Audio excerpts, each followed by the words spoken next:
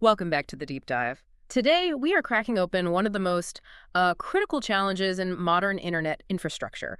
It's a problem that really determines whether your digital experience feels fluid and instant or, jerky and broken. Yeah. Think about the last time you typed a search query or you pulled up interactive maps. The results didn't just load in stages, they just appeared. That instantaneous response, Mm.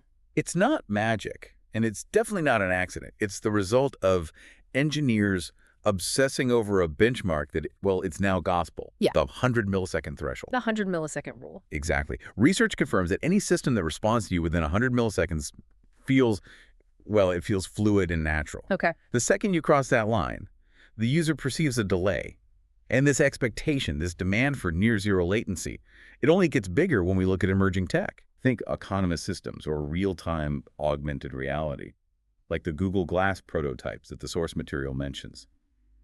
If the data services underneath don't operate faster than you can blink, the whole immersive experience just collapses. And this is where the paradox hits, right?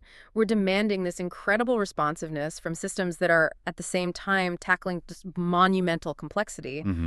These services are querying multi-terabyte datasets spread across thousands of distinct servers. I mean, they're often globally distributed. How on earth do you build a massive multi-component machine and guarantee the entire assembly performs at a speed that feels instantaneous to a human?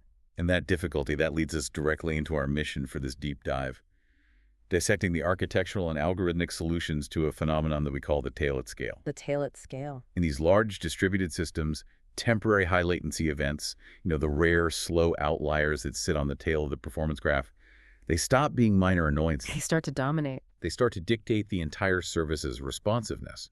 When you have thousands of components, the probability of one of them slowing down, it just skyrockets. So the one slow server, the one hiccup in the entire pipeline, it forces this whole highly optimized system to just grind to a halt. Exactly. The tail wags the dog. This is, at its heart, a problem of fault tolerance, but we're applying it to latency instead of just outright failure. Okay, so not did it crash, but was it too slow? Precisely. We can't assume every part is perfectly fast all the time. So our exploration today is all about making systems latency tail tolerant.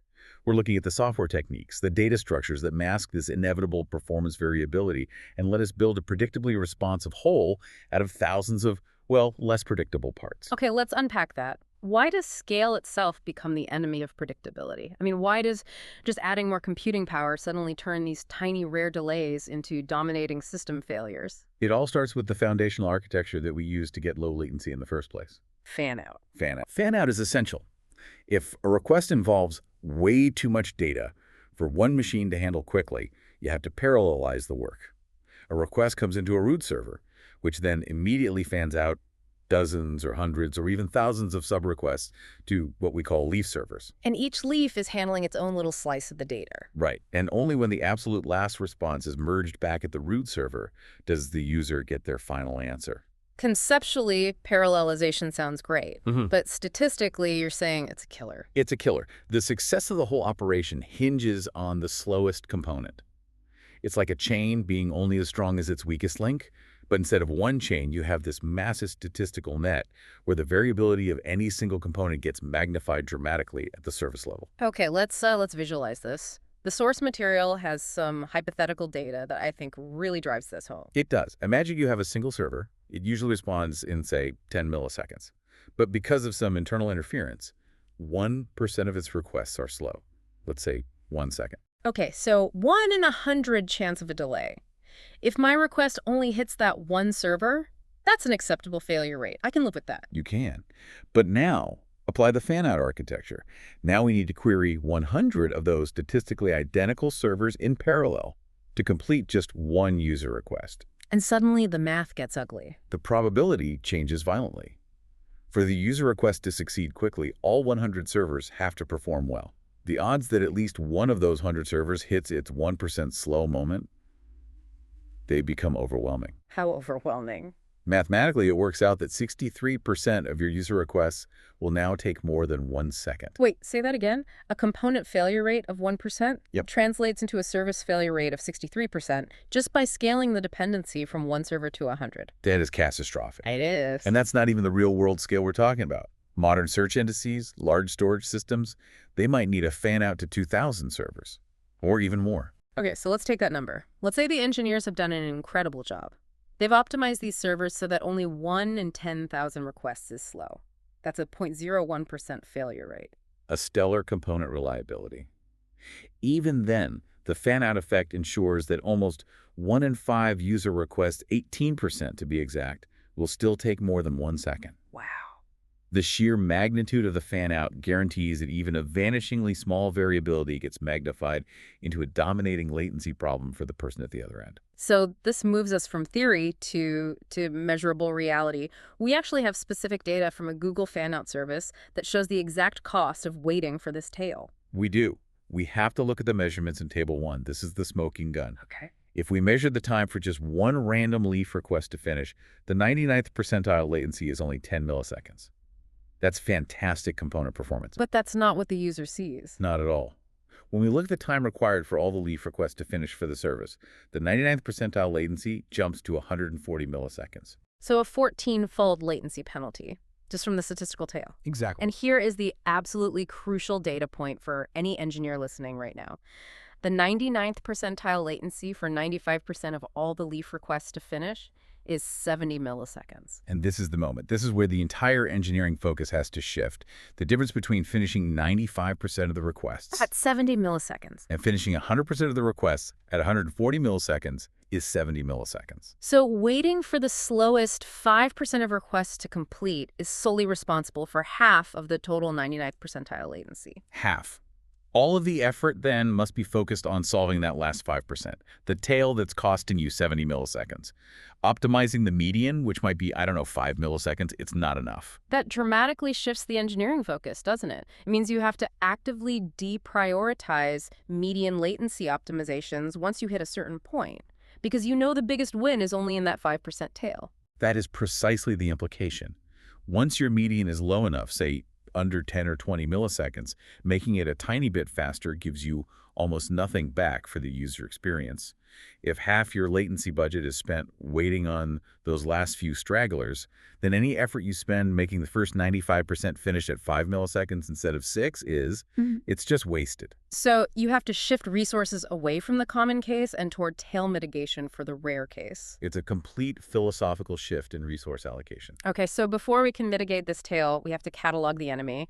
What is actually causing these high latency spikes? You said they're not single persistent bugs. They're temporary and systemic. That's right. And we can kind of categorize the root causes into software and system level issues and then physical hardware issues. Let's start with the software side. Okay. The single biggest culprit is contention for shared resources. And in a massive multi-tenant data center, pretty much everything is shared. Absolutely.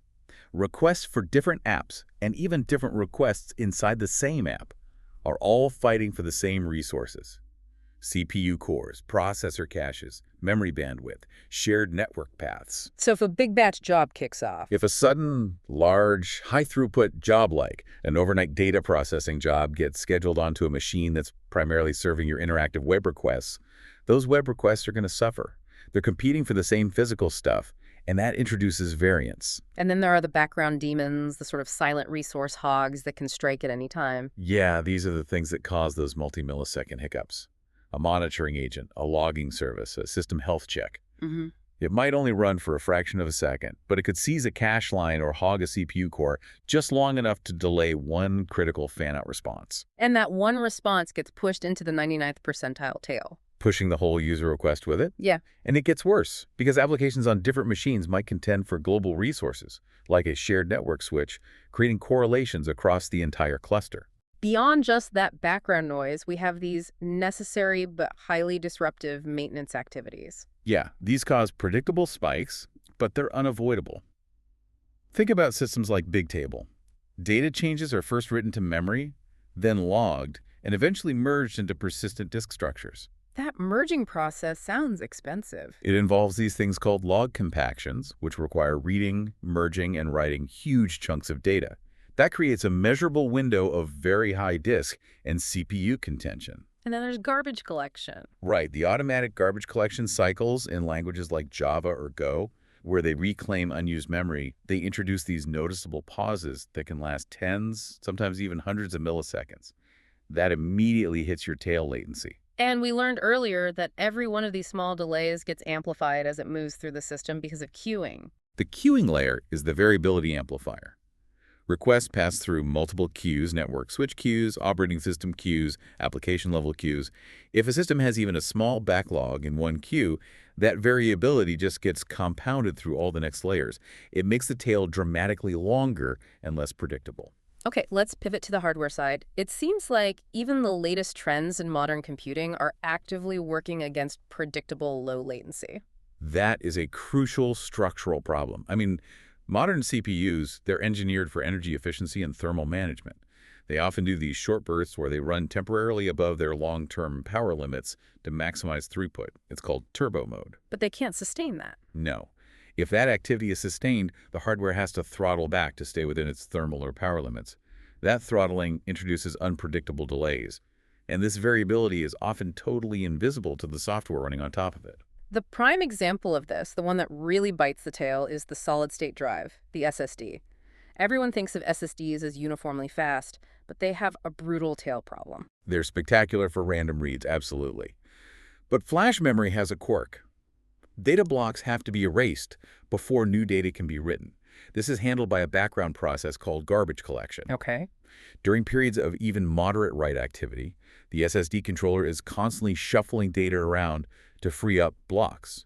And when that garbage collection cycle hits, a read request targeting that area can see its latency jump by a factor of 100 or more. A 100-fold increase. That is the kind of event that would instantly push any request relying on that data into the multi-second tail, no matter how well the rest of the software is optimized. Exactly. And finally, there's just energy management. Moving from a low-power inactive state back to a fully active state introduces measurable latency. So you have shared resources, daemons, runtimes, thermal throttling, SSD garbage collection. All of this creates a highly variable execution environment that the software just has to anticipate and overcome. Okay, we've established that eliminating all that variability is impossible. It's just too complex. So before we get to the fancy algorithms that mask the tail, we need to focus on just rigorous component hygiene, reducing that base level of variability. Exactly. We start with intelligent resource and queue management. The system has to fundamentally differentiate between service classes. You have to implement strict policies to prioritize the requests where a user is actively waiting The interactive requests. over the lower priority background batch tasks that are just, filling storage or generating reports. And this prioritization has to go deep, right? It's That- not enough to just mark a thread as high priority in the application if the operating system's disk queue is already jammed. Crucially, no. You have to keep those low-level queues shallow so that your high-level priority policies can take effect instantly. If the OS disk queue is allowed to grow deep, say, 50 requests long, your new high-priority interactive request is just stuck waiting for 49 batch jobs ahead of it to finish. So how does a major system like Google's cluster file system actually manage this to enforce prioritization? Well, in their cluster file system servers, the software is engineered to keep very few disk operations outstanding in the OS's native disk queue. Instead, the storage server application maintains its own, much more sophisticated, priority-aware queue of pending disk requests. So it's bypassing the OS queue in a sense? In a sense, yeah.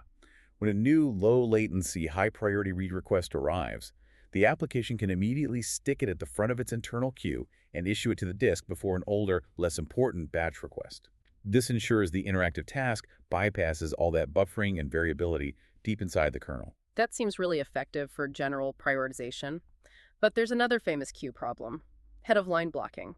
This is where one exceptionally expensive query, maybe one that takes 500 milliseconds, holds up hundreds of simple queries that should only take 5.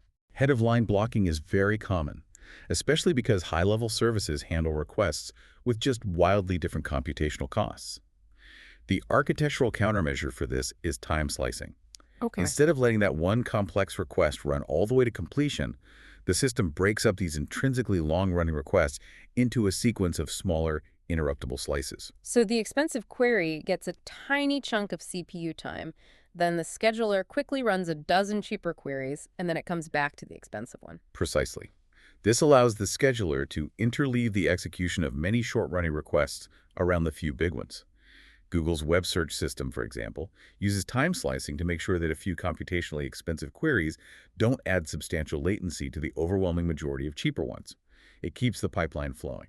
Okay, we also identified maintenance activities like garbage collection and log compaction as major sources of tail latency. How do you manage those unavoidable disruptions? You manage and contain them using controlled scheduling. So this involves throttling the background tasks, breaking them into smaller, less disruptive pieces, and maybe triggering them during predictable low-load periods. But for large, parallel fan-out services, the most advanced technique is something called synchronized disruption. Synchronized disruption. That sounds like you're deliberately causing a performance hit, which is the definition of counterintuitive. It is, but the payoff is predictability. Think about it. If background activity, like a data compaction, is happening randomly across your cluster, a few unlucky machines are always running maintenance. They're perpetually pushing out the latency tail on all requests that happen to hit them. Okay, I see. Synchronization is coordinating these activities across many machines at the same time. So instead of a perpetual, unpredictable trickle of slow servers, you get one very short, very contained, synchronized burst of slowness across the board. Exactly. You sacrifice a brief window of global performance to gain long-term tail stability.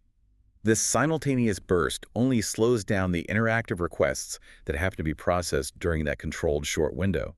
And because the system knows when it will begin and end, the tail latency doesn't get stretched out nearly as far or for as long. And the vast majority of requests that fall outside that tight, predictable window are completely unaffected. Correct. You swap randomness for controlled chaos, and the result is a much shorter, more stable, and ultimately lower overall 99th percentile latency. Okay, so we've minimized the base variability. Now we move to the true latency tail tolerance solutions. The algorithms that operate within a single user request to mask any remaining variability, no matter what caused it. And these powerful techniques, they all share one critical architectural prerequisite: data replication. You have to have more than one copy of the data. Correct. Without deploying multiple replicas of data items, which is, feasible for read-heavy data sets like search indices or file system chunks, these algorithms just can't function. If you're forced to rely on a single source of truth, you're inevitably stuck waiting for that source to resolve its temporary hiccup. Let's start with the simplest form of cheating variability. Algorithm 1, hedged requests. The idea is simple and brilliant. The client issues the same request to multiple redundant replicas and then commits to using only the first result it gets back. It then cancels any outstanding requests to the slower replicas. But the obvious problem here is the overhead. If every request is doubled or tripled, you're going to incur massive resource costs. How do you optimize that? The optimization is all in the timing. The system exploits the fact that most latency issues are temporary. So the client defers sending that secondary or hedged request until the first request has been outstanding for longer than the known 95th percentile expected latency for that request class. So we only fire the backup if the primary request is already highly likely to be in the tail. This shifts the focus from simultaneous redundancy to intelligent redundancy. Precisely. This careful timing limits the additional load generated by hedging to roughly 5%. And it works because the delay is rarely intrinsic to the request itself. It's almost always a temporary interference, a burst of CPU contention, a transient network issue. A quick queue backlog. Exactly. So if the first request is delayed past that 95th percentile mark, the hedge request gets sent to a different, less contended server. And it usually returns very quickly, winning the race against the slow primary request. And the data on how effective this is, it's just staggering. We have the big table example. Yeah, this benchmark involved reading 1,000 different values distributed across 100 servers. Without hedging, the 99.9th percentile latency for retrieving all 1,000 values was an unacceptable 1,800 milliseconds. Nearly 2 full seconds. Right. By implementing the hedge, sending a secondary request, if the primary was delayed by just 10 milliseconds, that 99.9th percentile latency instantly collapsed to just 74 milliseconds. So an 1,800 millisecond latency becomes 74 milliseconds, and the system did this with only a measured 2% overhead in requests. That is an enormous return on investment. That's huge. But I have to ask the critical question here. Given the massive energy consumption and environmental footprint of data centers, is that 2% overhead, which is effectively an increase in resource needs, is it worth the latency win? Or is it now just mandatory for a competitive user experience? That's the core economic and design trade-off. And the answer, at least for interactive user-facing services, is that it is mandatory. If 2% more power consumption gives you a 96% reduction in critical latency, it drives user engagement, it enables new services like real-time AI, and it lets you maintain that 100-meter standard. The cost of losing users to slowness far outweighs the 2% resource increase. So temporary statistical redundancy is just a necessary architectural cost of doing business at scale. It is. Okay, but despite the success of hedging, it still has a vulnerability. Two servers might still execute the work unnecessarily. This leads us to algorithm 2, tied requests, which aim to eliminate that waste through immediate communication. Tied requests are an evolution driven by efficiency. They recognize that a key source of high latency is often delay before execution, when the request is just sitting in a queue. So tied requests aim to dynamically select the fastest queue and then cancel the redundant work the moment execution actually starts. Okay, so how does the mechanism work? How does it ensure only one server actually does the work? So the client sends copies of the request to multiple servers at the same time, let's say server A and server B. Importantly, these requests are tied. They're tagged with the identity of their counterpart. The moment server A pulls the request from its queue and begins execution, it instantly sends a small, low-latency cancellation message to server B. And if server B gets that message while the request is still just sitting in its queue, It immediately aborts it or at least substantially deprioritizes it. that instantaneous cross-server communication is critical. But what about the vulnerability window? If both servers' queues are empty, couldn't they both start execution before the cancellation message arrives? That risk exists, and the vulnerability window is roughly the time it takes for one average network message delay. So to mitigate this, the source recommends this ingenious optimization. The client introduces a tiny intentional delay, maybe 1 millisecond, between sending the first request and sending the second. Why? This slight delay gives the first server a small head start. If both servers are busy, the second request still hedges against the queuing delay. If both are idle, that tiny delay increases the probability that the first server starts execution and sends its cancellation message before the second server even receives its request. Okay, let's look at the performance gains here, especially under stress, using the data from Google's distributed file system. This is table 2 in the paper. Right, so the benchmark simulates a small read request that needs to access 3 replicas of a data chunk. In an idle cluster, tied requests improve the 99.9th percentile latency by almost 40%. But the real proof comes when the cluster is under high utilization. And this is scenario 2, where the read benchmark is running at the same time as a huge disk-intensive sorting job, creating intense contention. Without tied requests, the 99th percentile latency skyrockets to 108 milliseconds because of that contention. When tied requests were activated, that latency dropped sharply to 67 milliseconds, a 38% reduction. And that 67 millisecond figure is the key insight. The source material notes that the latency profile with tied requests running under high utilization was nearly identical to the latency profile of a mostly idle cluster without the technique. And this is the operational masterpiece of tail tolerance.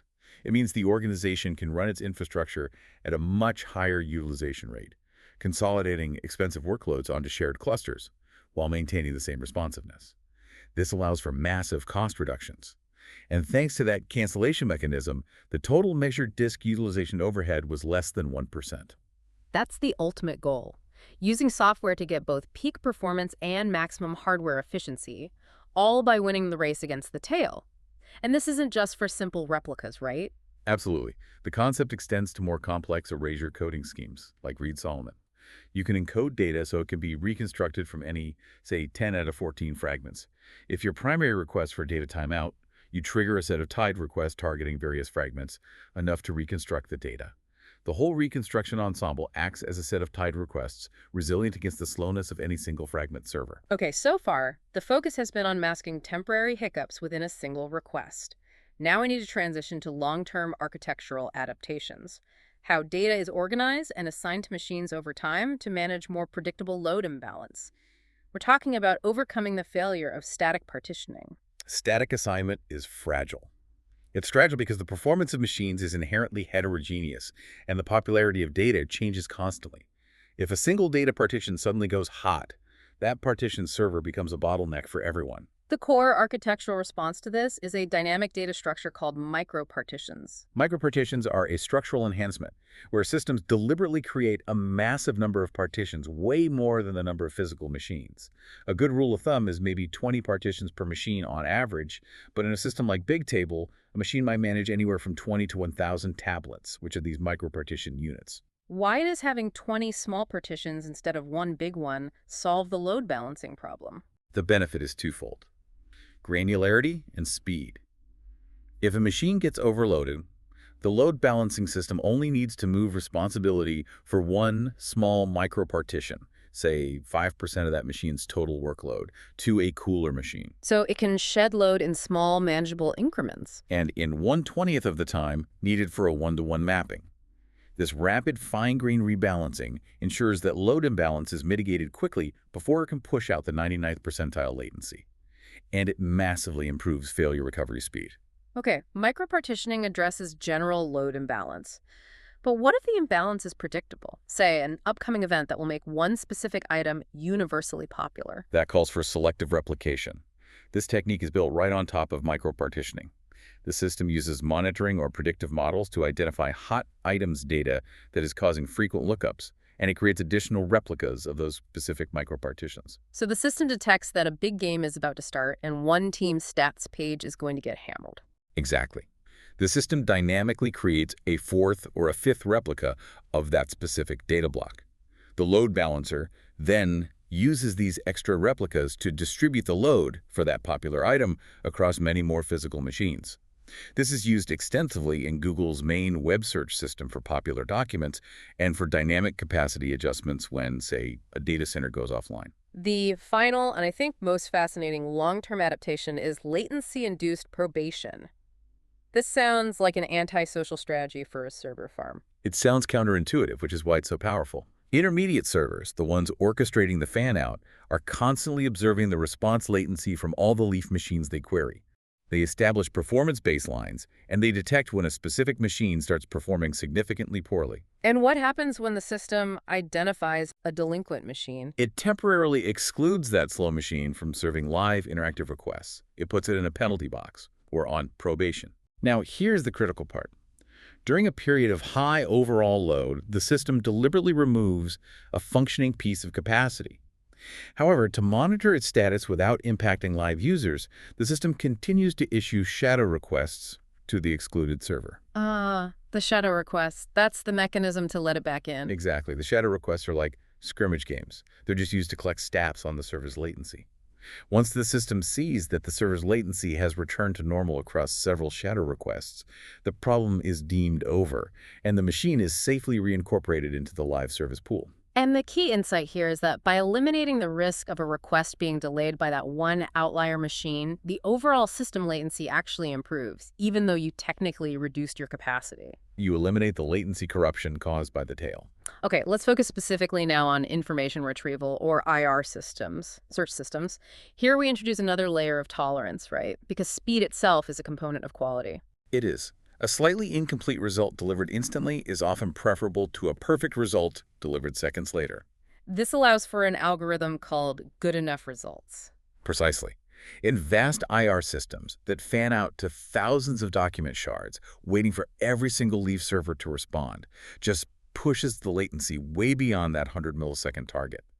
So the system might be tuned to provide a slightly incomplete result, the good enough result, once a sufficient fraction of leaf servers, say 95 or 98% of them, has responded.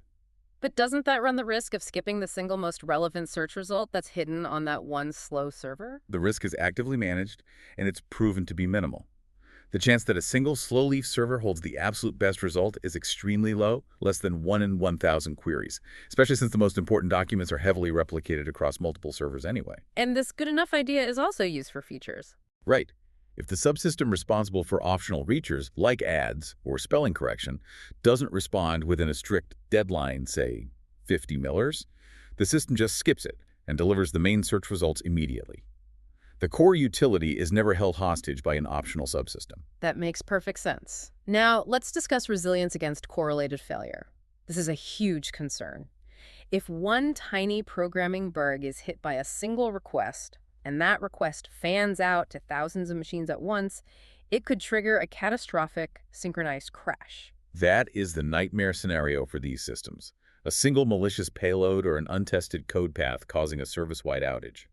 The safety mechanism against this is a canary request. So how does the canary request work to prevent a potential global outage from one query? Instead of immediately issuing the full fan-out to thousands of Leaf servers, the root server first sends the request to only one or two Leaf servers, the canary.